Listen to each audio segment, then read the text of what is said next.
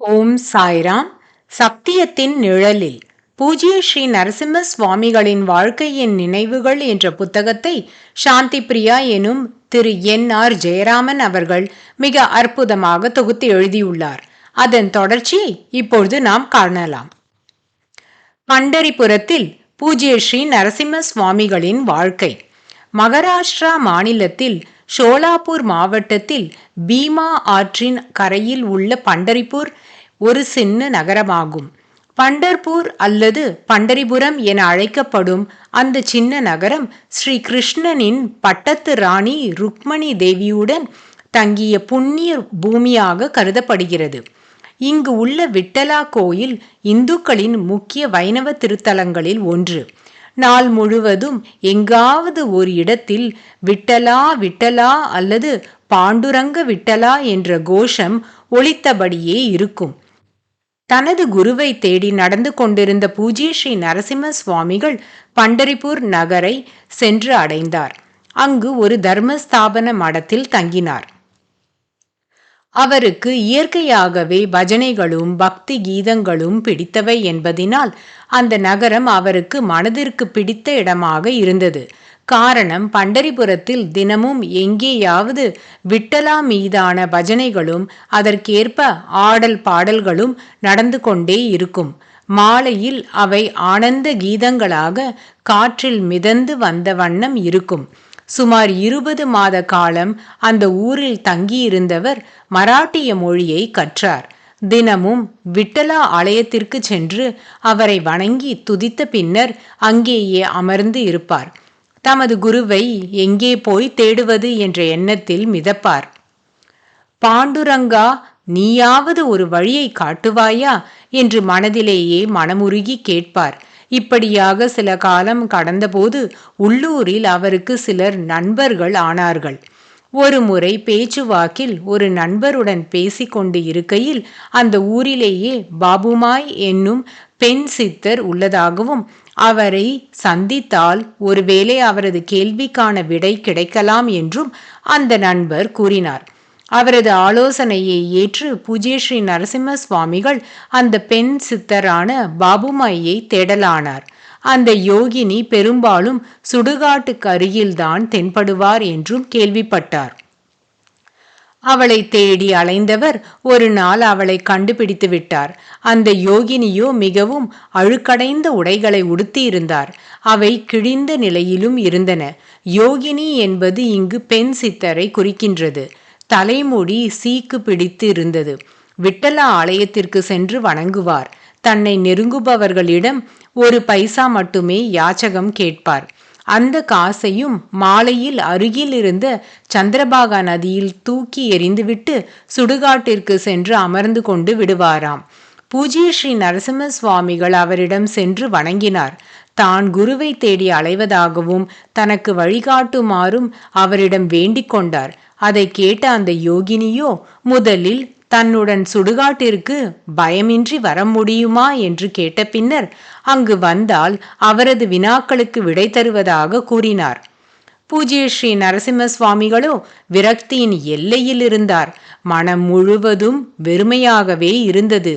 எங்கு செல்வது, என்ன செய்வது, எப்படி குருவின் தரிசனத்தை பெறுவது என்பதே அவருக்கு அப்போதிருந்த பெரும் பிரச்சனை. அந்த மனநிலையில் இருந்தவர் அந்த சித்தருடன் எங்கு வேண்டுமானாலும் செல்ல தயாராக உள்ளதாக கூற அவரை அந்த யோகினி தன்னுடன் சுடுகாட்டிற்கு அழைத்து சென்றார். அங்கு சென்ற அந்த யோகினி பூஜ்ய ஸ்ரீ நரசிம்ம சுவாமிகள் பசியாக உள்ள நிலையை கண்டார். முதலில் உணவை அருந்துமாறு கூறியவர் ஒரு க்ஷணம் எங்கேயோ பார்க்க முன்பின் தெரியாத ஒரு நபர் தட்டு நிறைய உணவை எடுத்து வந்தார். அவற்றை பூஜ்ய ஸ்ரீ நரசிம்ம சுவாமிகளிடம் தர பசியின் கொடுமையினால் பூஜ்ய ஸ்ரீ நரசிம்ம சுவாமிகள் அவற்றை உண்டபின் அவரிடம் அந்த யோகினி கேட்டார், நீ ஏதோ கேட்க வேண்டும் என்றாயே, அதை இப்போது கேள். பூஜ்ய ஸ்ரீ நரசிம்ம சுவாமிகள் நேரடியாகவே அந்த யோகினியிடம் கூறினார், எனக்கு எனது குருநாதரை அடையும் வழியை கூறி உதவிட வேண்டும். அந்த யோகினி அவரை பார்த்து சிரித்துவிட்டு கூறினார், நீ இன்னும் உனது குருநாதரை காணும் மனப்பக்குவத்தை பெறவில்லை மகனே. சற்று முன் உனக்கு உணவு எடுத்து வந்த விட்டோபா தெய்வத்தை கூட அடையாளம் காண முடியாத நிலையில் உள்ள உன்னால் எப்படி உடனடியாக குருவை அடைய முடியும்? அதற்கு இன்னும் சில காலம் உள்ளது. எனவே மகனே, நீ வடக்கு நோக்கி செல். உனக்கு என்றாவது ஒரு நாள் உனது குரு தென்படுவார். இப்படியாக கூறிவிட்டு அவரிடம் இருந்து பதிலை எதிர்பார்க்காமல் அங்கிருந்து மின்னல் போல சென்று விட்டார். சற்றே மனம் கலங்கிய பூஜ்ய ஸ்ரீ நரசிம்ம சுவாமிகள் அங்கிருந்து மீண்டும் கிளம்பி முடிவு தெரியாத ஏதோ இலக்கை நோக்கி தனது பயணத்தை துவக்கினார். பூஜ்ய ஸ்ரீ நரசிம்ம சுவாமிகளும் பல்வேறு மகான்களும் பண்டரிபுரத்திலிருந்து 1931 இறுதியில் பயணத்தை மீண்டும் துவங்கியவர் ஊர் ஊராக அலைந்து கொண்டு இலக்கே தெரியாமல் சென்று கொண்டிருந்தார். சென்ற வழிகளில் எல்லாம் மகான்கள் எவரையாவது குறித்து கேள்விப்பட்டால் அவர்களை சந்தித்து தமக்கு அவர்கள் மூலம் தான் தேடி வரும் குருவை குறித்த ஏதாவது துப்பு கிடைக்குமா என்றெல்லாம் முயற்சிகள் செய்தார். ஆனால் அவர் விரும்பியது நடக்கவில்லை. பல இடங்களுக்கும் சென்று கொண்டே இருந்தவருக்கு இடையிடையே பல்வேறு சோதனைகள், இன்னல்கள், உடல் நல குறைவுகள் ஏற்பட்டன. அவற்றையெல்லாம் மன வைராகியத்துடன் தாங்கிக் கொண்டே சென்ற வண்ணம் இருந்தார். மரங்களின் அடியிலும் பாலங்களின் அடியிலும் இரவில் உறங்கினார். கிடைத்த உணவை அவைகளும் கிடைத்த போது மட்டுமே உண்ண முடிந்தது. பல நாட்கள் பட்டினியில் வாடினார். மாற்றிக்கொள்ள உடைகள் கூட இல்லாமல் அவதிப்பட்டார். இருந்த கந்தல் உடைகளையே துவைத்து உடுத்தி கொண்டார். நடுநடுவில் போலீஸ் அராஜகங்களும் சந்திக்க வேண்டியிருந்தது. வெயிலுக்கும் மழைக்கும் தங்க இடம் கூட கிடைக்காமலும் அவதிப்பட்டார். ஒரு முறை 3 நாட்கள் உணவே கிடைக்கவில்லை. வயிற்றை பசி பிடுங்க அழாத குறையாக அமர்ந்து இருந்தவரை நோக்கி யாரோ ஒரு சாது வந்தார். சிறிது உணவை கொடுத்துவிட்டு சென்றார். ஆங்காங்கே ஆலயங்களிலும் மடங்களிலும் கிடைத்த பிரசாதங்களும் அன்னதானங்களும் அவரை சற்றே வாழ வைத்து கொண்டு இருந்தன.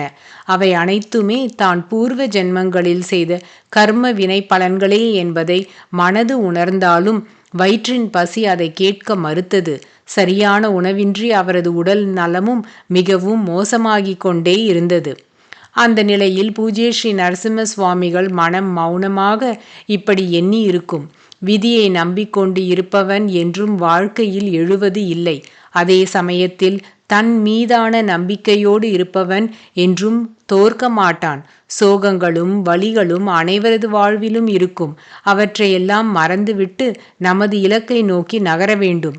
1000 ஆசிரியர்கள் கற்றுக் கொடுக்காத பாடத்தை வாழ்க்கை கற்றுக் கொடுக்கின்றதே. அந்த பாடத்தை கற்க மறுத்தால் வாழ்க்கை கடினமாகிவிடும் அல்லவா? வாழ்க்கையில் வழிகளை அனுபவித்தவர்கள் காட்டும் வழிகள் எப்போதும் சிறந்ததாகவே இருக்கும்.